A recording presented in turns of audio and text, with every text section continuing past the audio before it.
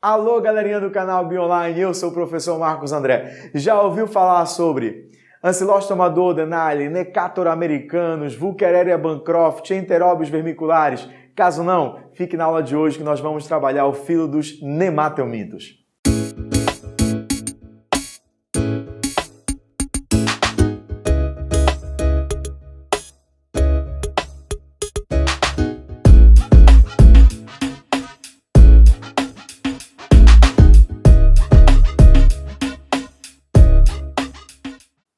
Alô, galerinha! Na aula passada nós trabalhamos o filo dos platelmintos e os principais verminoses associados a esses animais. Na aula de hoje nós vamos trabalhar o filo dos nematelmintos. Isso mesmo, pessoal, nematelmintos ou antigamente chamados de asquelmintos. Então o primeiro ponto é nós identificarmos quais são os objetivos principais da aula. Então acompanhe a leitura, pessoal, olha só. Identificar e caracterizar os principais integrantes do filo dos nematelmintos. É isso que a gente vai fazer inicialmente. Identificar e caracterizar os integrantes do filo dos nematelmintos.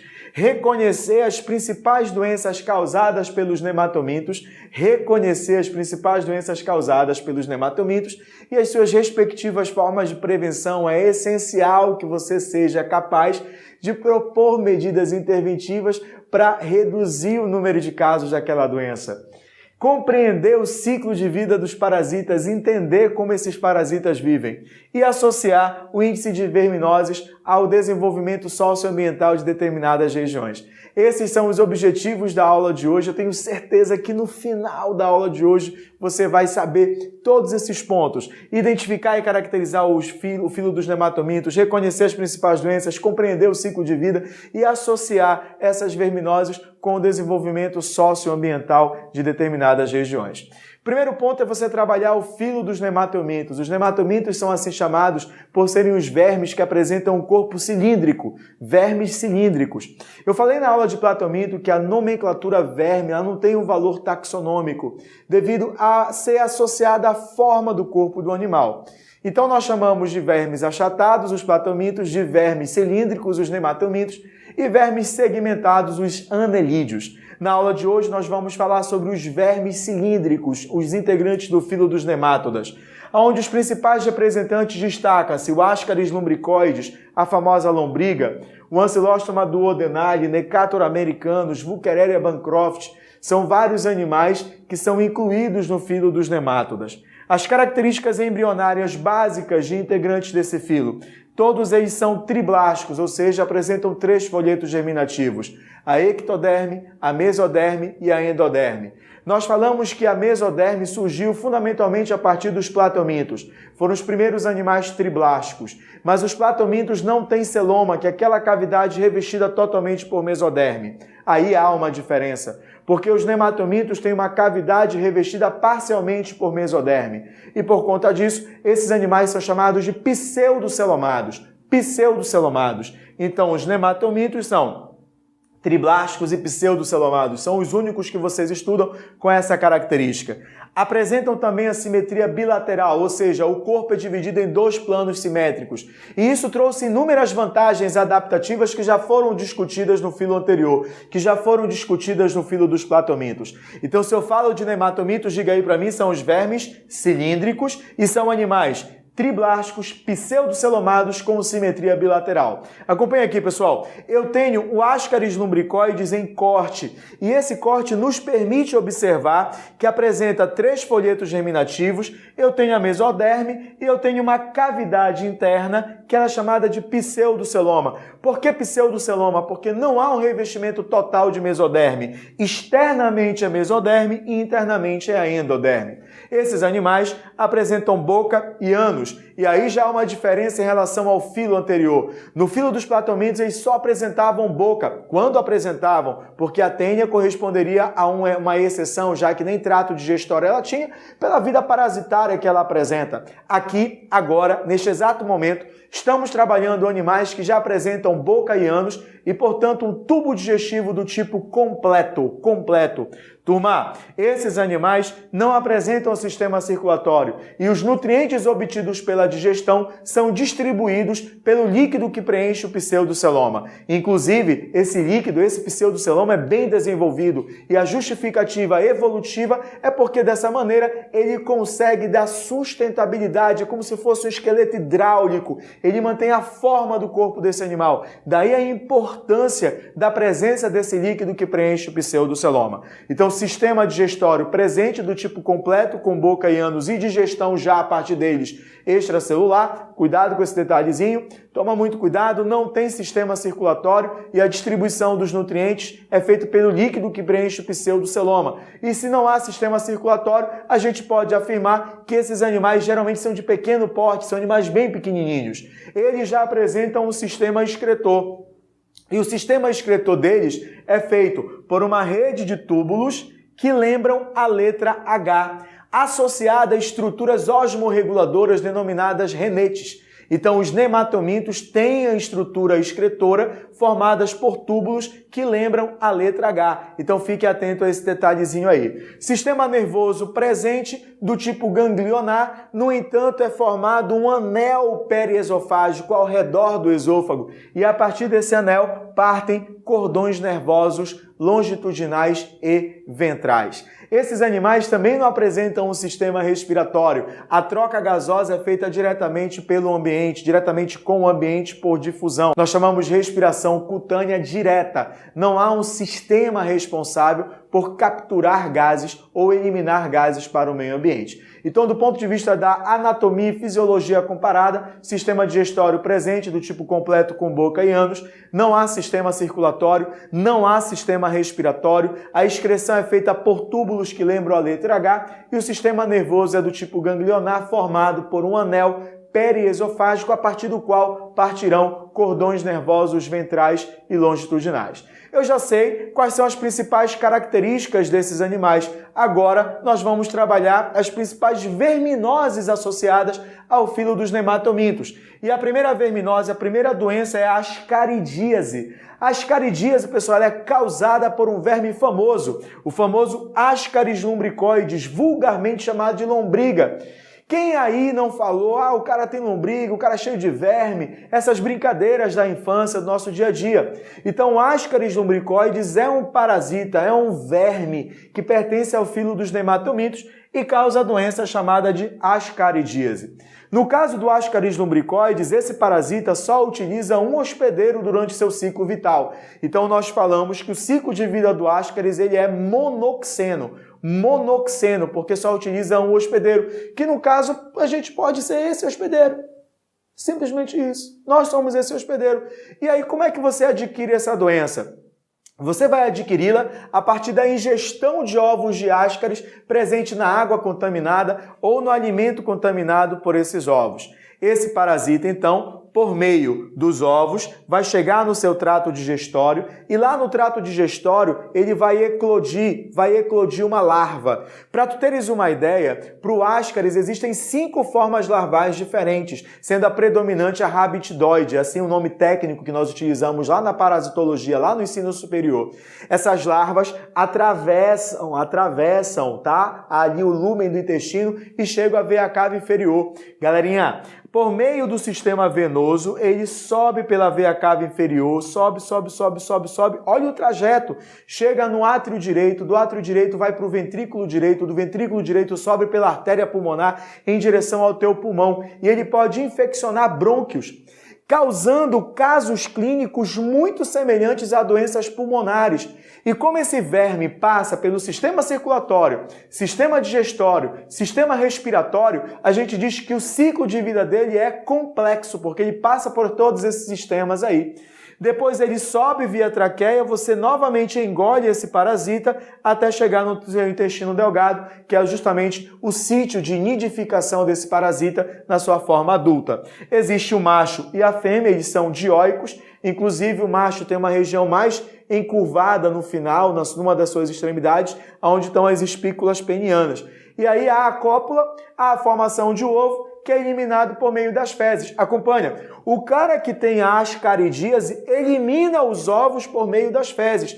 Então a gente pode afirmar que a falta de saneamento básico é um dos principais fatores que estão relacionados ao desencadear dessa doença. Então fique atento, o desencadear dessa doença, a disseminação dessa doença deve-se à ausência de saneamento básico. Portanto, a medida profilática eficiente para isso é saneamento básico. Higiene alimentar, ferver bem o alimento, lavar bem o alimento, lavar as mãos, tomar água filtrada, são formas que nós temos de evitar o número de casos ou diminuir o número de casos de ascaridíase, que é causada pelo nematomito Ascaris lumbricoides. Fechou? Então, ascaridíase, agente causador Ascaris lumbricoides, ciclo de vida monoxeno, forma de infestação, ingestão de ovos por meio da nossa alimentação, tudo bem? Medida de saneamento básico, higiene alimentar são as principais formas profiláticas. Vamos para a próxima doença, pessoal. Aqui nós temos uma doença interessantíssima, já cobrada em provas do Enem. É a famosa ancilostomíase, necatorose, vulgarmente chamada de amarelão.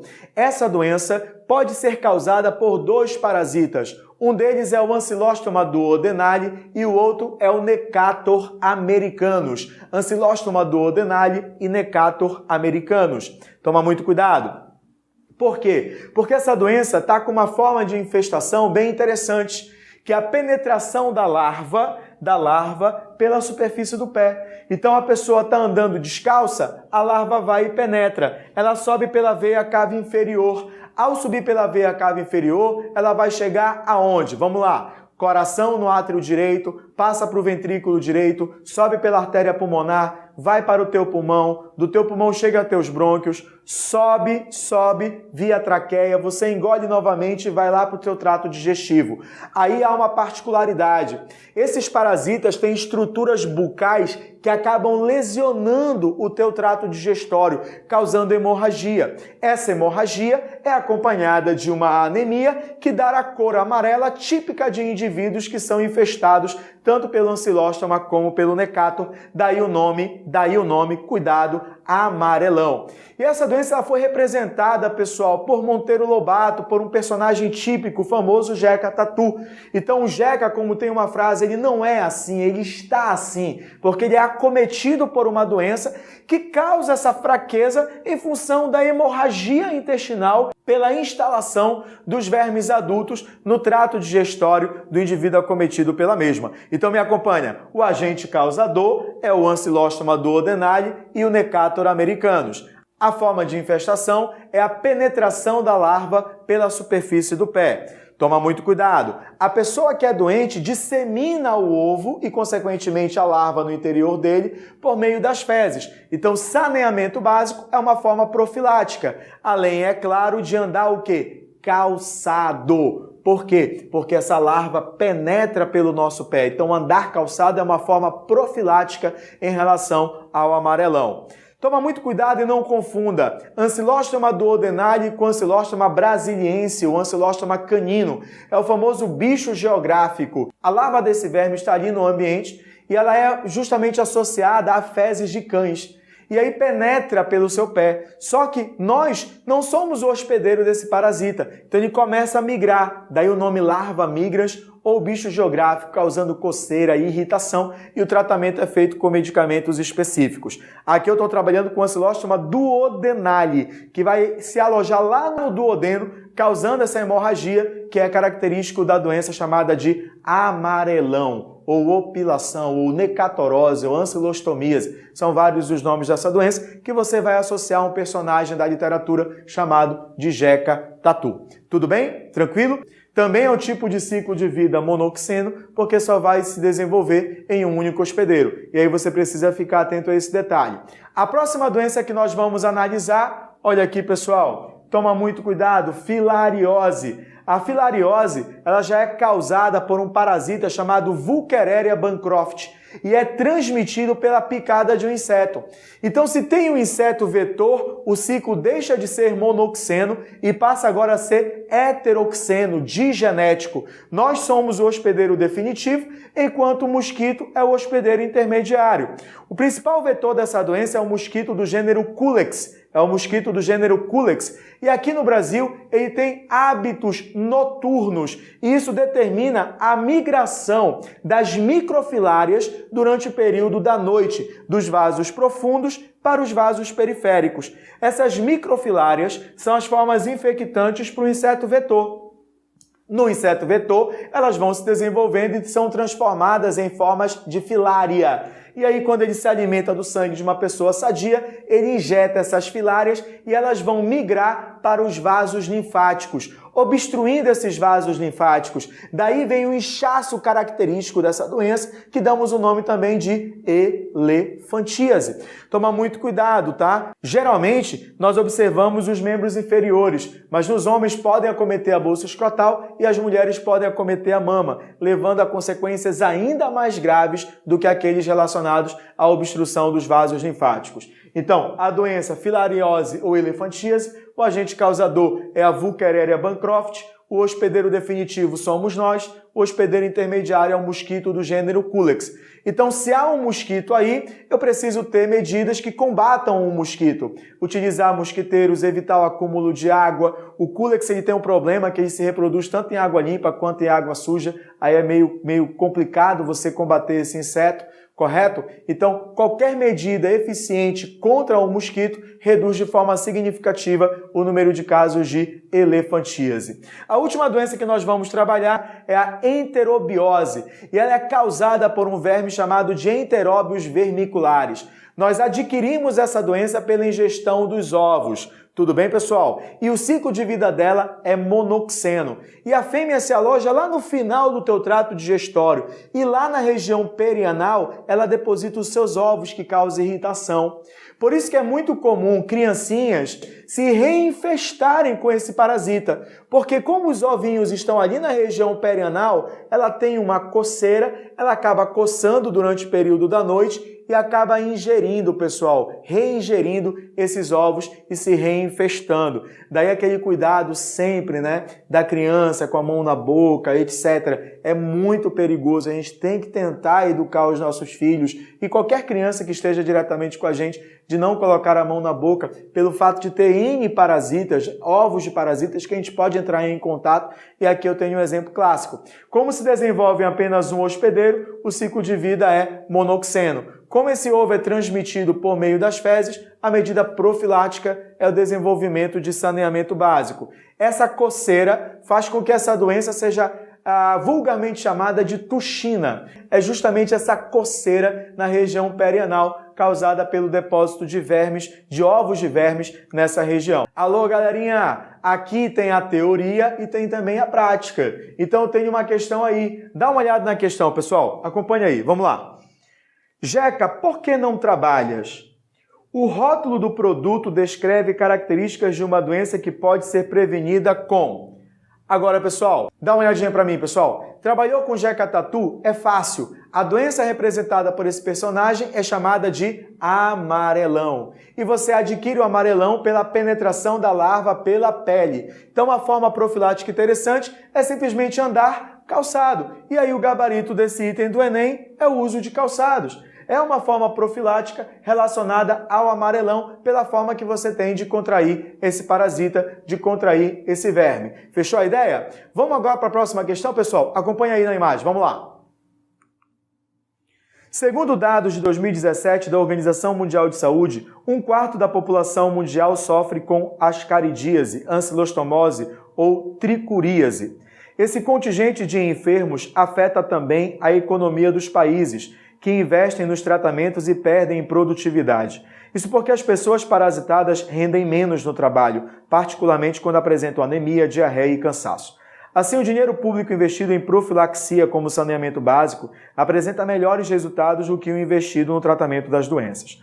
As doenças em questão são causadas por... Olha para mim agora, galerinha. Então, todas essas doenças aí citadas no texto, veja, ascaridíase, ancilostomose, tricuríase, são causadas por nematomintos. E esses nematomintos estão onde? No intestino do seu hospedeiro.